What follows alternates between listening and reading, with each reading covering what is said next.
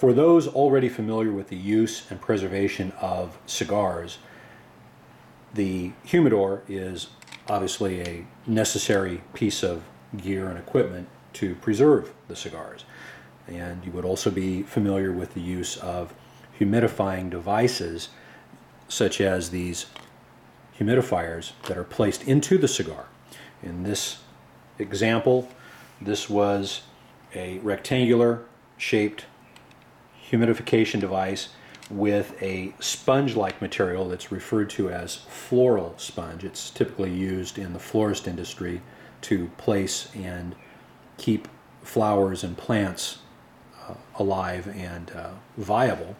And historically, that material has been placed into plastic or metallic devices that would be placed into the humidor. Now, it also should be of no surprise to those who have used cigars that these devices have a tendency to sometimes accumulate mold. And you can see that there's been some mold that has accumulated in this particular humidifier. This one is relatively clear. And then, of course, there's also always the issue of drying out of the sponge-like or the floral sponge material, as can be clearly indicated here. This is one that was removed about a week ago, and it would cease to absorb moisture enough as it had been previously. This is another example that's relatively clear, and then here's another humidifier that has some evidence of mold growth on the inside. So this is a problem with those who like to keep and retain their fine cigars. Other devices are available for transportation, water pillows, which have a bead-like substance that you apply the H2O to it and helps to retain the moisture of your cigars, keep them nice and pliable.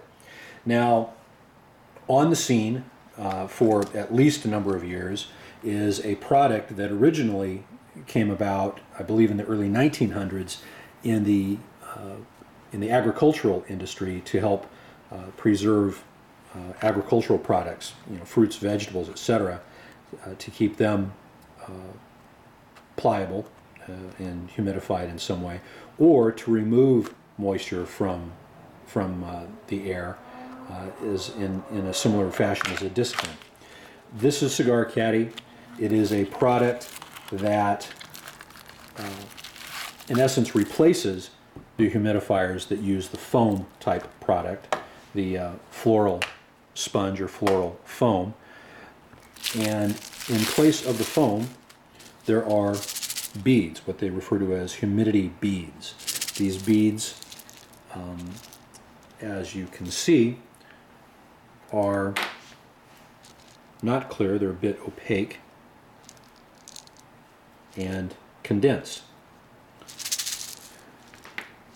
The humidity cartridge or case, if you will, is plastic, and then there's a metal screen on the inside. The humidity bead container replaces, in this example, this one that had the sponge, and was originally placed here magnetically. Now, I've taken liberty to already apply the enclosed metallic placement pieces that will be used to hold the humidity cartridge in place. And we'll get to that in just a moment. By way of loading the humidity cartridge, one needs to use distilled water, in this case distilled water. And in the past I have at times used RO water, reverse osmosis water, but I've been told by a number of tobacconists that RO water still sometimes retains certain minerals, so you definitely want to go with distilled water. You'll notice that the open side of the humidity cartridge, this is closed on this end, and again you can see that they're somewhat opaque. So the only open end is the top. the distilled water is added, and you may be able to notice a slight bubbling sound, hissing sound. Now I've already charged a few of these humidity cartridges with distilled water, and in every case there is a hissing or a bubbling sound, most likely as the distilled water is being absorbed by the beads. The individual beads act in a sponge-like capacity. You want to do this for, at least according to the instructions, 45 seconds. I allowed the ones that I've already previously charged to sit and absorb the water for a little longer than that. In this case, I've already got one of the previously charged humidity cartridges, and there's still a rattling sensation. You want to allow the beads to dry, and then you actually turn the cartridge on its end and upside down and allow any excess water to drain. Again, the metallic pieces have already been placed with the self-adhesive section side, and then of course there's magnets on the underside of the cartridge. Goes into place and replaces what, as you had seen, what had been a Floral foam cartridge. So this will act as what has been the case for a number of years, as a much higher quality level of course we had a little water spill out there, of humidification for your cigars. And most of the time they will bring the relative humidity level of the inside of your humidor up to almost exactly 70%, which is ideal for cigars. There can be some variance depending upon your environment and your region.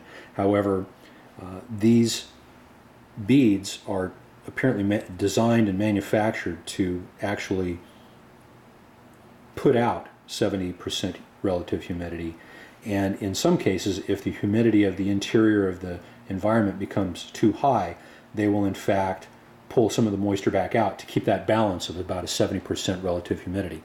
So these are going to be applied to all of the desktop and larger capacity humidors, and we will see what type of situation we end up with that. You notice that there was also an analog hygrometer inside the lid of this humidor, and I'll be switching to a digital hygrometer.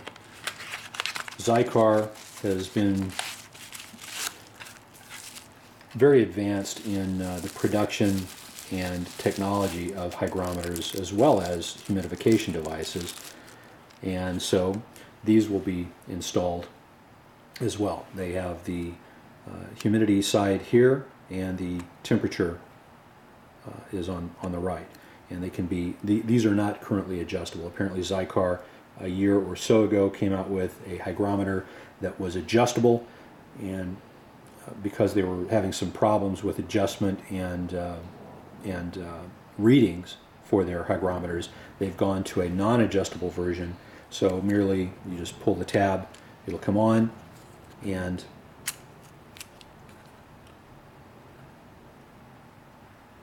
it has a minimum maximum, and it immediately begins to give you a reading. We're at Celsius here. You can switch it to Fahrenheit, 82 degrees Fahrenheit, 28 degrees Celsius, and relative humidity of 50%.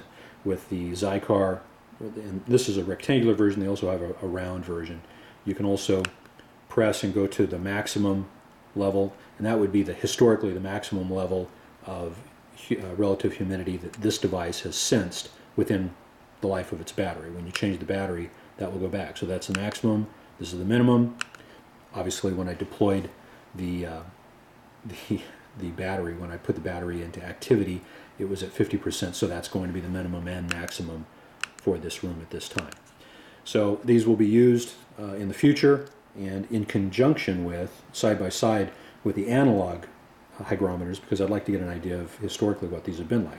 These also have a magnetic base, very similar to what was on the Cigar Caddy humidifier, and of course a self-adhesive backing for easy placement.